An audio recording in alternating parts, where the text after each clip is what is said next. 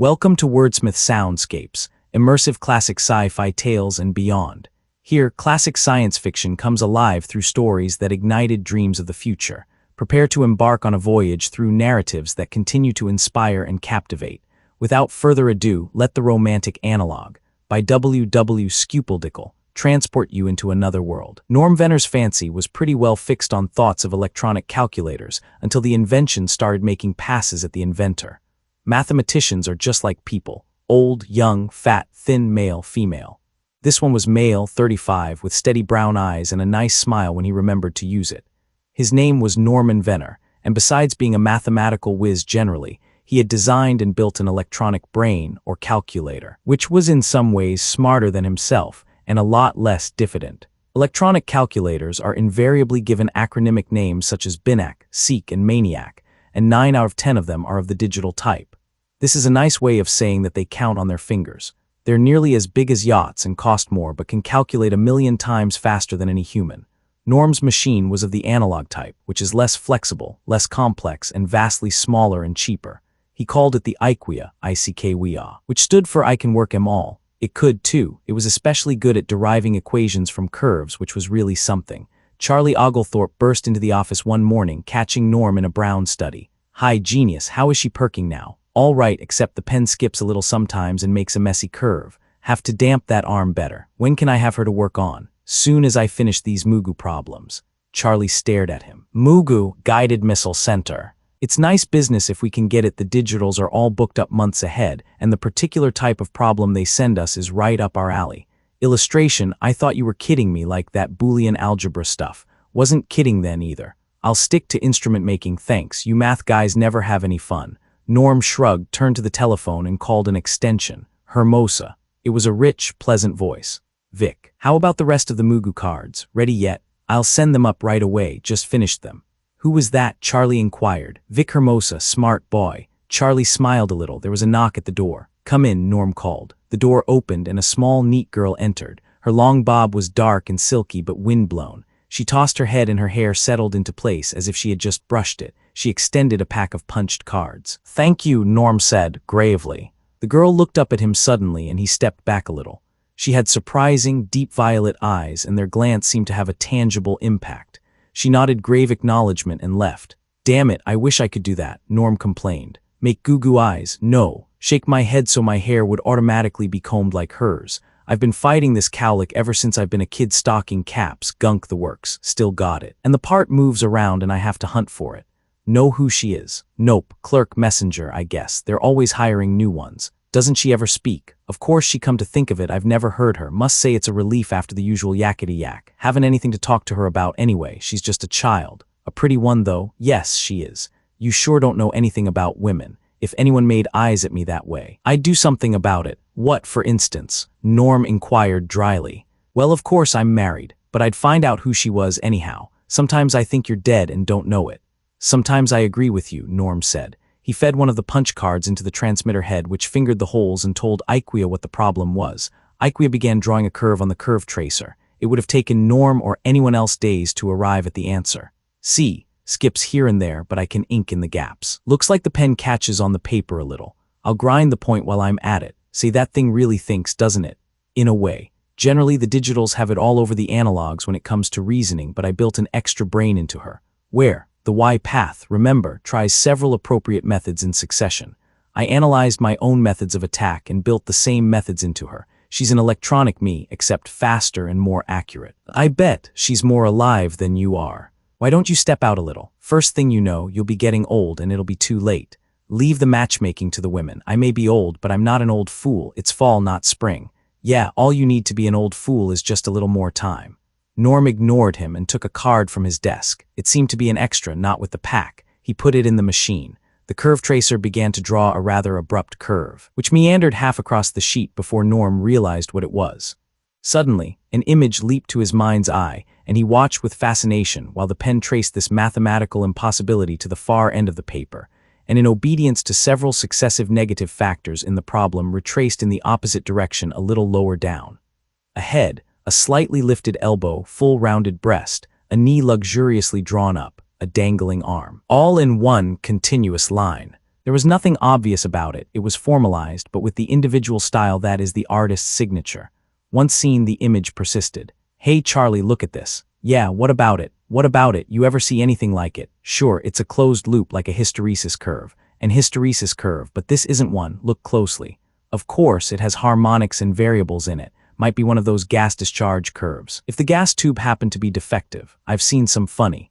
"Look, it's a reclining figure with the head turned toward you see and the forearm over the head here. Breast knee here, foot with the toe pointed, calf, thigh, and the near arm hanging. Remarkable once you see it." "You're crazy, all I can see is a closed loop with some wrinkles in it." "Why, it's nearly as plain as a photograph, I can't understand." "Plain, my eye, if that's the arm hanging down and this the hand. Where are the fingers? That hand is just an oval." "You got some imagination if you can get a reclining figure out of that. Not a nude of the beer garden type, I grant you. This is real art, know what this means. Have you any idea how complex a formula must be to trace a curve like this? Just a plain hyperbola is bad enough. This is a test of the machine. Those Mugu boys have worked out this formula to see if she could break it down and draw the equivalent curve, though I don't see how they did it. Even the larger digitals would find this a tough nut to crack, but our baby is a whiz at curves, see. I wonder how they justified the machine time on it. Of course, it is barely possible that they derived the equation themselves, but it must have taken weeks if they did.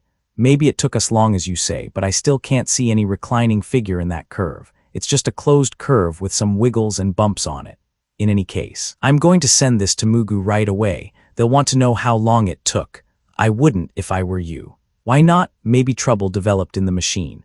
Better run some more cards through it first. But right now I'm going home. We're having a roast tonight. Say, why don't you come to supper with us? Alice would be delighted. She was just wondering what happened to you. I'll phone her. No, I have to look. I got to find out what this means, you see. It isn't that. Explain it to Alice, will you? We need this contract. Need all the work we can get, you understand? Sure, how about next week, okay? Well, see you in the morning. Charlie left, grinning to himself as he closed the door behind him. Norm didn't see the grin. He was already puzzled enough. Ikea behaved herself perfectly on the next 5 cards and kept her mind on her business. Meanwhile, Norm studied the first curve again. Funny Charlie couldn't see it. The figure was puzzling at first until you got the idea, but then it was so clear. Or was it? Suddenly, he couldn't see it himself. He turned it upside down and sideways. It was just a funny closed curve, having neither mathematical nor structural significance. Maybe he was going crazy. He threw the curve down on his desk and, soothed by the whirring of the tracer motor, fell into a brown study. Suddenly, the image of the brunette with the violet eyes appeared. No reclining nude, she shook her head in that habitual gesture, and her long bob fell perfectly in place. She turned, with demurely downcast lashes, and looked up at him with her violet eyes, and Norm came out of his trance with a start. He removed the last curve, a simple hyperbolic curve, probably a problem in attenuation or decay of some kind, and put in the last punch card. The machine started up immediately. The curve was elliptical, then a vertical downstroke, retraced and with a gentle half-loop added. It was writing, propinq. What might this be? He watched, fascinated, as the letters continued. Propinquity is the mother of love, it said, and stopped. His trained mathematical logic gave him an immediate solution to the enigma. He was cracking up. It was utterly impossible to derive the equation to write propinquity in Spencerian script in less than 100 man-hours, nor could a mathematical calculator be hired for so frivolous a purpose. It was fantastic, impossible. Therefore, it was not so, and he was either dreaming or crazy. Maybe thinking about that little brunette. Surely not. Still, he had been driving himself pretty hard.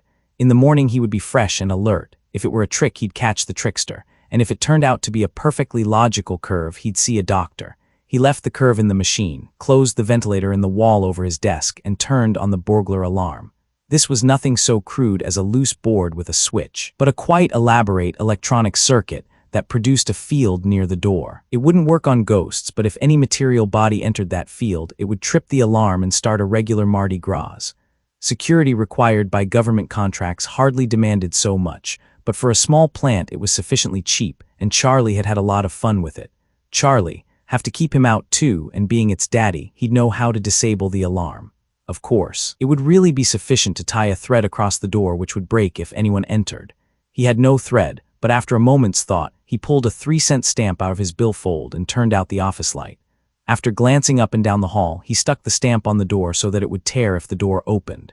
In the morning, the stamp was still intact, and it was hard to see, even in broad daylight.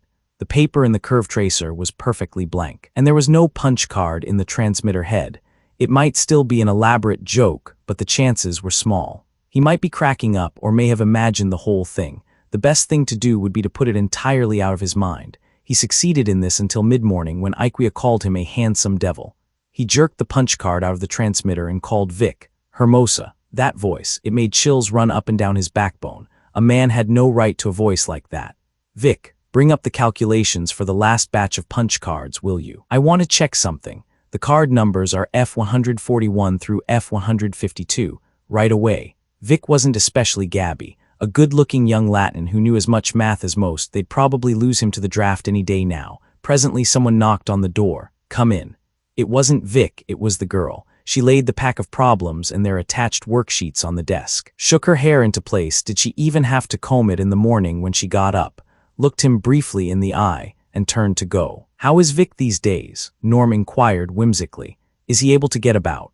The girl smiled politely at this obvious badinage and left. He checked the problems against cards as he came to them. He knew the punch code well enough to do this in his head since the kind of operation indicated was quite obvious. But the problems ended with F151, and the handsome devil card was F152. He got on the phone again.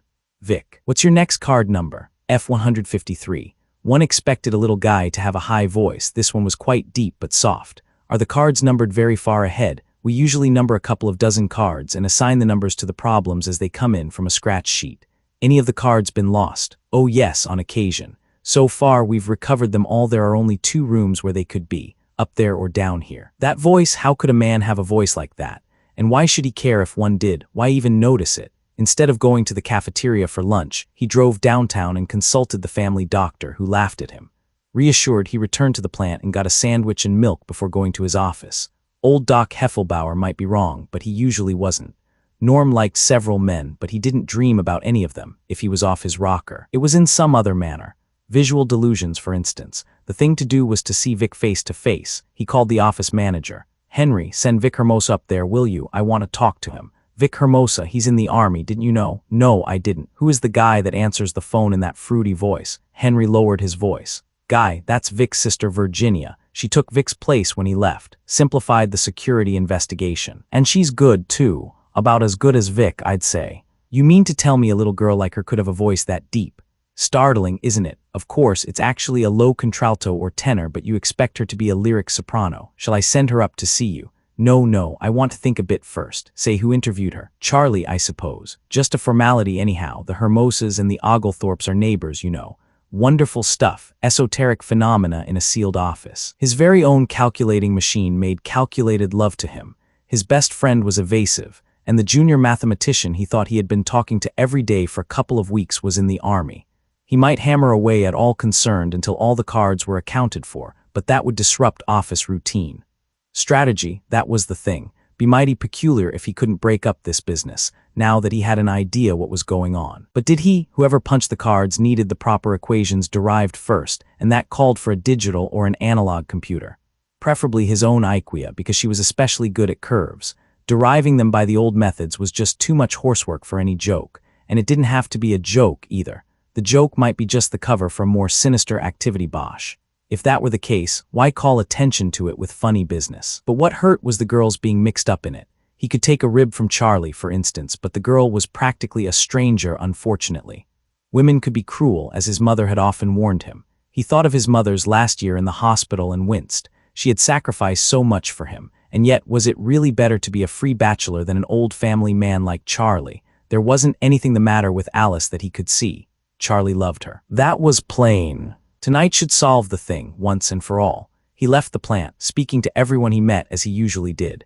Then he sneaked back in with the guard's help and hid in his own office with the lights out. His phone rang and he almost answered it before he remembered that he was supposed to be gone. The building was by no means deserted. Probably there was someone working overtime in more than one department, though the main business for the day was finished.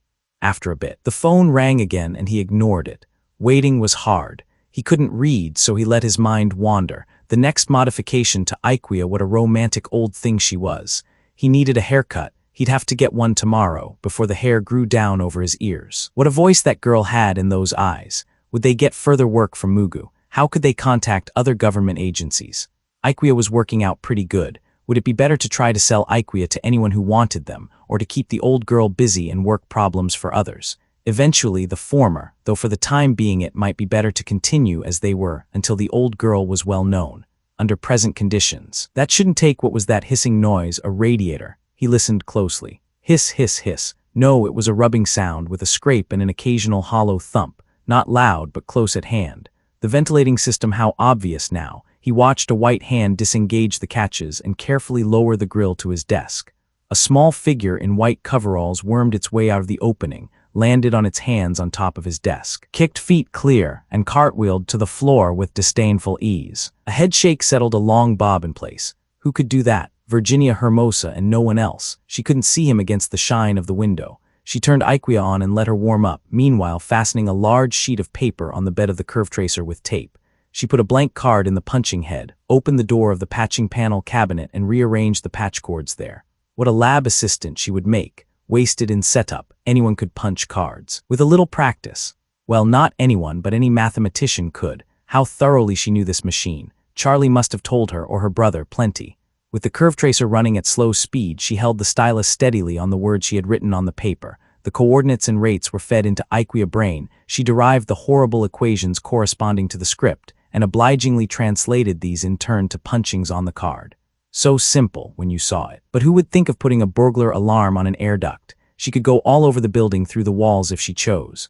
She was small enough to get through the ducts easily, though the vertical sections must be tough, even for so athletic a girl. The punching head stopped. Virginia restored everything to its original condition, stuck the card she had punched into a pile of them, folded the paper and stuffed it into her pocket and turned to go. Norm put on the lights. Startled. She whirled, churning the air with her hands to keep her balance. He held his hand out for the paper.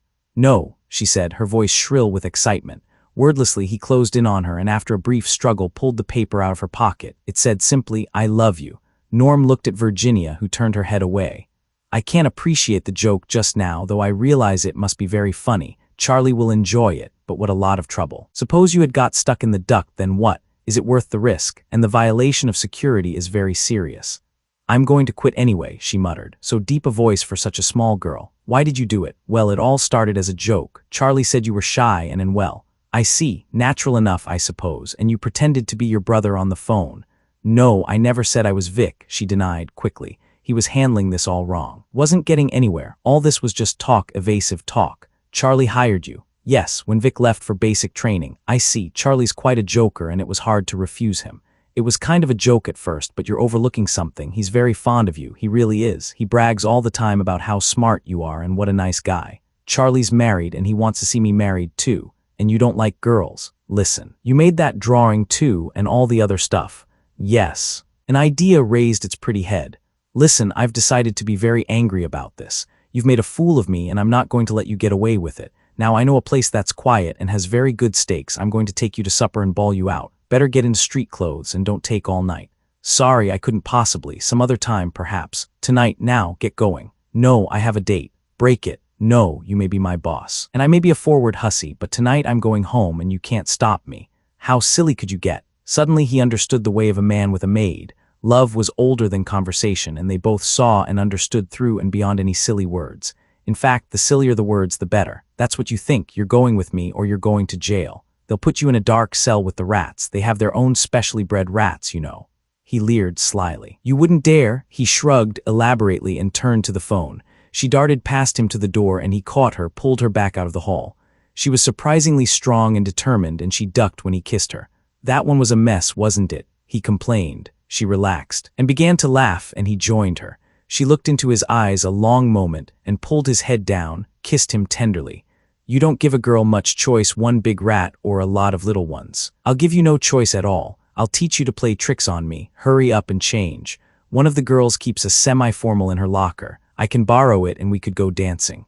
I don't dance, never learned. Couldn't we just talk? We could, but we won't. You'll never learn any younger. You seem light enough on your feet. Come on, it'll be fun. Tonight I can do anything. You take too long to change and I'll tear the building down brick by brick with my bare hands, hear me. No, please don't. I'll hurry, I promise. He waited impatiently at the door of the locker room.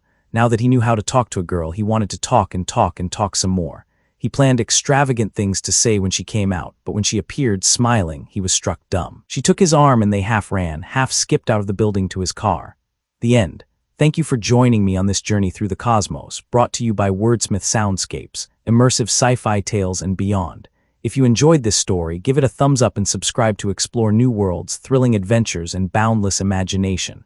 Have a favorite sci-fi classic or an idea you'd like to hear? Drop it in the comments below. I'd love to hear from you. Until next time, dream boldly, imagine fearlessly, and keep exploring the stars.